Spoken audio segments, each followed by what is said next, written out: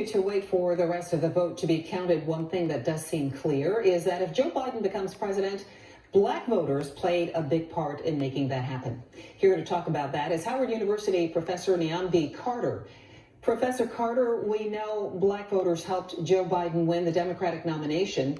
Democratic Representative Jim Clyburn also played a big role in that. What are we learning about turnout in the general election, and have factors like voter suppression played a role this year?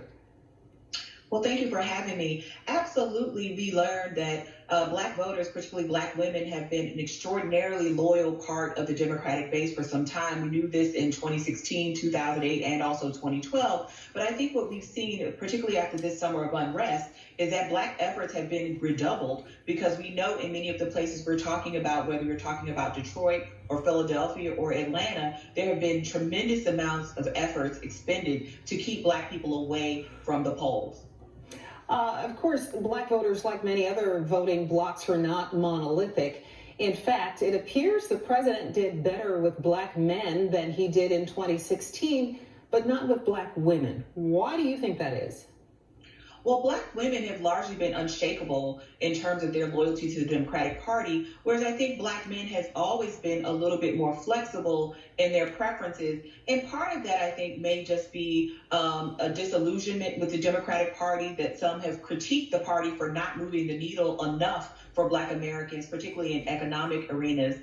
And then I think, also some men are attracted to a kind of masculinity that Dr. Donald Trump professes. And I think that is also why some are opting for a Donald Trump presidency. But as you noted, there's always some part of the African American community that breaks for Republican candidates, and this is no different. Yeah, and we know that the Trump campaign targeted Black men to try to get them to either vote for the president or not to vote at all. Is there indication that happened, that it worked?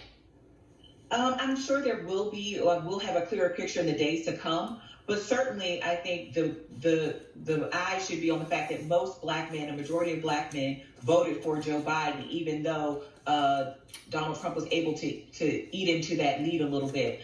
So I think the message of staying home, though, is a far more pernicious message, because it won't just matter for this election. When you encourage people to stay home, you're socializing them to not vote. And it's not for one election cycle. It's also going to happen in other election cycles. And that, to me, would be the much more troubling outcome than Black men voting for Donald Trump, quite frankly. All right, Dr. Niambi Carter, thank you so much for joining us, Dr. Carter. Thank you, Pat.